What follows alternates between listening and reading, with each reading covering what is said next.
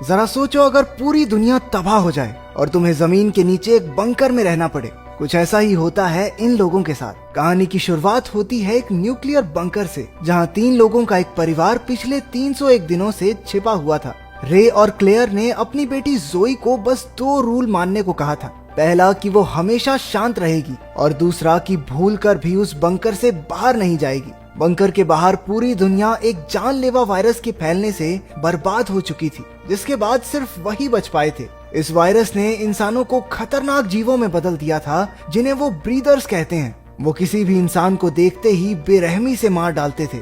आज से 301 दिन पहले उन्होंने देखा था कि उनके पड़ोसी हड़बड़ी में शहर छोड़कर जा रहे थे। उन्होंने पूछने पर भी कुछ नहीं बताया और जल्दी से निकल गए। पता चला कि एक तेजी से फैलने वाला खतरनाक वायरस उनके शहर किंग्सविल में आ पहुंचा है। इन्फेक्शन के डर से सब लोग अपना घर छोड़कर हाईवे की तरफ भागने लगे, लेकिन रास्ते में ही पुलिस ने सबको रोककर उस इलाके में कर्फ्यू लगा दिया। तभी तो फाइटर जेट्स ने जोरदार बमबारी शुरू कर दी, जिससे लोगों में अफरा तफरी मच गई। रे जल्दी से अपने परिवार को एक स्कूल की तरफ ले आया और इससे पहले कि उन पर भी बॉम्ब गिरता, वो सब एक अंडरग्राउंड शेल्टर में उतर गए। वर्तमान समय में जोई एक बहुत बुरा सपना देखकर अचानक नींद से जागी। सपने में ब्रीदर्स ने बंकर में घुसकर हमला कर दिया था। उसकी मां ने उसे विश्वास दिलाया कि वो सब सुरक्षित हैं, क्योंकि उसके पिता बाहर नजर रखने गए हैं। रे ने भी वापस आकर उसे समझाया, लेकिन वो बहुत डरी हुई थी। जोई ने खुद सीढ़ी चढ़कर देखा कि दरवाजा लोहे की मजबूत जंजीरों से बंधा हुआ था। ये देखकर उसे शांति मिली और वो अपने माँ बाप के पास किचन में चली गई। फिर उसने अपनी माँ क्लेयर के साथ रोज की तरह दीवार पर एक और लाइन बनाई, जो दिखाती है कि उन्हें उस बंकर में रहते हुए एक और दिन पूरा हो चुका है। अब उन्हें वहाँ पूरे 302 दिन हो चुके थे। इतना वक्त अकेले रहने से जोई उदास थी, क्योंकि वहाँ उसकी उम्र का दूसरा कोई बच्चा नहीं था। वो इस गुमसुम जगह में रहते रहते थक चुकी थी। इसके बाद वो सब खाना खाने बैठे, लेकिन पता चला कि खाने का डिब्बा एकदम खाली था। असल में वहाँ एक चूहे ने घुसकर उनके बचे खुचे डिब्बे खाली कर दिए थे।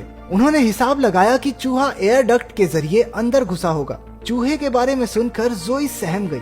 जोई इस बात से सहम गई क्योंकि ऐसे तो वो ब्रीदर्स भी अंदर आ सकते हैं, लेकिन रे ने उसे विश्वास दिलाया कि ब्रीदर्स उस डक्ट में फिट नहीं हो पाएंगे। उनका खाना लगभग खत्म हो चुका था, इसलिए उन्होंने मटर के दानों से अपना गुजारा किया। इतने दिनों से बुरी हालत में रहकर जोई परेशान हो चुकी थी। वो शिकायत करने लगी कि उसके माँ बाप ने उसे बंकर में बंद कर रखा है और वो बाहर जाना चाहती है। रे ने अपनी बेटी को शांति से समझाया कि यहाँ रहकर ही वो ब्रीदर्स से बच सकते हैं। उसने चुटकुले सुनाकर जोई को हंसाने की कोशिश की। रात को क्लेयर दूसरे कमरे में जोई का मन बहलाने के लिए उसके साथ लूडो खेलने लगी, लेकिन जोई जल्द ही बोर हो गई। फिर क्लेयर ने उसे एक दूरबीन देकर बाहर की दुनिया को देखने का मौका दिया। उसने देखा कि बाहर बर्बादी के सिवा और कुछ नहीं था। ये नजारा देखकर वो बच्ची अपनी माँ के साथ ही फिर से लूडो खेलने लगी। खेलते हुए जोई को वही चूहा उनका खाना चुराते दिखा। उन्होंने रे को नींद से जगाया और चूहे को मारने का फैसला किया। काफी पीछा करने के बाद आखिरकार क्लेयर ने चूहे को मार डाला, लेकिन इस बीच चूहे ने एक लैंप गिरा दिया, जिससे उनके कमरे में आग लग गई। क्लेयर ने कपड़े से आग बुझाने की कोशिश की और रे फटाफट पानी की पाइप को खोलने लगा। काफी जद्दोजहद के बाद भी पानी नहीं आ रहा था। आग बढ़ती जा रही थी तो क्लेयर ने मदद के लिए चिल्लाना शुरू कर दिया। आखिरकार पाइप में से पानी निकल आया और वो उस भयंकर आग को बुझाने में कामयाब रहे। लेकिन अब दिक्कत ये थी कि आग का धुआं एयर डक्ट के जरिए ऊपर जमीन की तरफ जा रहा था। उन्हें एहसास हुआ कि ये उड़ता धुआं जरूर ब्रीदर्स की नजर में आ जाएगा, इसलिए उन्होंने फटाफट बाहर जाकर एयर डक्ट को ढकने का फैसला लिया। जोई के माँ बाप ने उसे वहीं रुकने को कहा और खुद बाहर निकल गए। जोई पेरिस्कोप से उन पर नजर रखे हुए थी। तभी उसने एक अजीब परछाई को उनका पीछा करते देखा। उसे लगा ब्रीदर्स ने उसके माता पिता को देख लिया है। जोई ने जोर जोर से चिल्लाकर उन्हें सावधान करने की कोशिश की, लेकिन वो इतना दूर थे कि उन्हें उसकी आवाज सुनाई नहीं थी। वो हड़बड़ी में रूल्स को तोड़कर बंकर से बाहर निकली और जल्दी से अपने माँ बाप की ओर भागी। बाहर उसे दूर दूर तक कोई दिखाई नहीं दिया। वो जोर जोर से अपने माँ बाप का नाम चिल्लाते हुए उन्हें ढूंढने लगी। अचानक से क्लेयर जोई के पीछे आ गई और उसका मुंह बंद कर दिया। जोई ने उन्हें उस परछाई के बारे में बताया। पता चला कि वो असल में कुछ हिरण थे। वो तीनों खतरे से बचने के लिए भागकर अपने बंकर में चले गए। अंदर पहुंचते ही उन्हें ऊपर से ब्रीदर्स के चलने की आहट सुनाई दी। जैसे ही वो पैरों की आवाज उनसे दूर जाने लगी, जोई की डॉल की रस्सी अचानक कहीं अटक कर खिंच गई और उस डॉल में जोर जोर से म्यूजिक बजने लगा। रे बुरी तरह से डर गया और उसने डॉल की आवाज को बंद करने के लिए उसे पूरी तरह फाड़ डाला। लेकिन अब बहुत देर हो चुकी थी क्योंकि ब्रीदर्स ने उस गुड़िया की आवाज सुन ली थी। वो जोर जोर से बंकर के दरवाजे की जंजीरों पर वार करने लगे। एक एक करके जंजीरें खुलने लगी थी। ये देखकर रे और क्लेयर सीढ़ी से चढ़कर उन्हें खुलने से रोकने की कोशिश में लग गए। एक पल को दरवाजा खुलने ही वाला था, लेकिन उन्होंने किसी तरह उस ब्रीदर को अंदर आने से रोक दिया। उन्होंने सोचा कि खतरा टल गया, लेकिन ये उनकी गलतफहमी थी। बाहर से आ रही आवाजें तेज हो गई। वहाँ पर और ब्रीदर्स पहुँच चुके थे। उनके कुछ करने से पहले ही ब्रीदर्स ने लोहे का दरवाजा तोड़ दिया और वो धम से नीचे आकर गिरा। वो तीनों हड़बड़ाहट में दूसरे कमरे की ओर भागे। क्लेयर ने लैंप गिराकर आग लगा दी, जिससे वो रास्ता ब्लॉक हो गया। उन्होंने एयर डक्ट के रास्ते से बाहर भागने का फैसला लिया। रे की मदद से क्लेयर उस तंग पाइप से बाहर आ गई।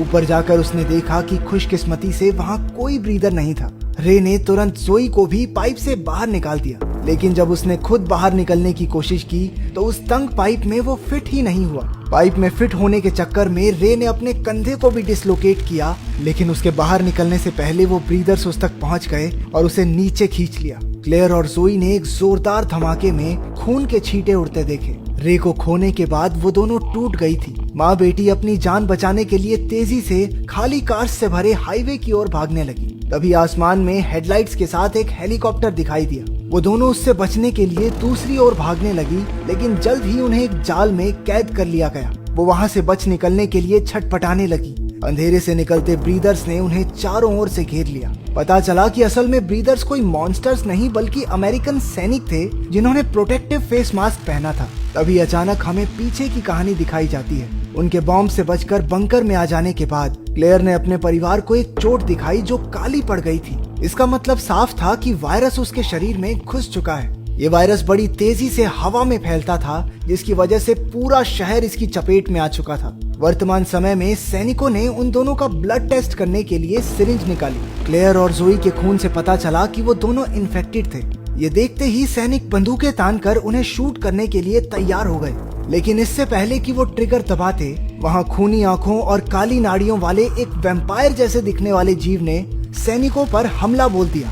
ऐसी सुपर ह्यूमन शक्तियों वाला ये जीव कोई और नहीं बल्कि रे था।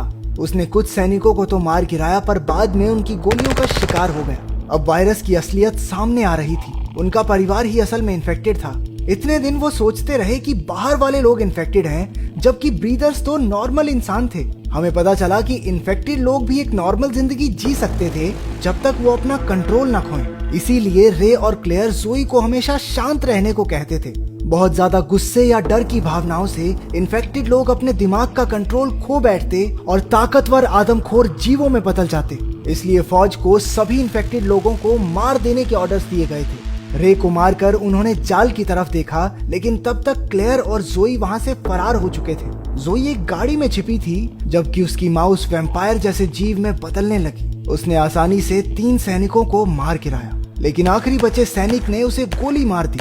वो क्लेयर का काम तमाम करने ही वाला था कि अपनी माँ को मरता देख जोई भी अपना आपा खो बैठी। उसने तेजी से उस सिपाही का मास्क हटाकर उसे भी इन्फेक्टेड कर दिया। जोई तो उसे मारना चाहती थी, लेकिन क्लेयर ने उसे रोकते हुए समझाया कि उसके लिए सबसे बड़ी सजा यही होगी कि वो भी ये शापित जिंदगी जिए। आखिरकार वो दोनों रे के पास पहुंचे, जो अपनी आखिरी सांसें ले रहा था।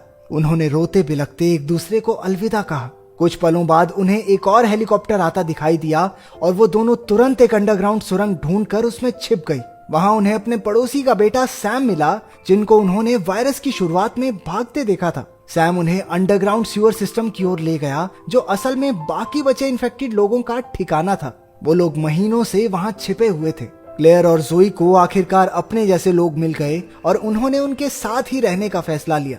अंत में क्लेयर ने अपनी काली खूनी आंखों से सूरज को देखा और टनल का दरवाजा बंद कर दिया।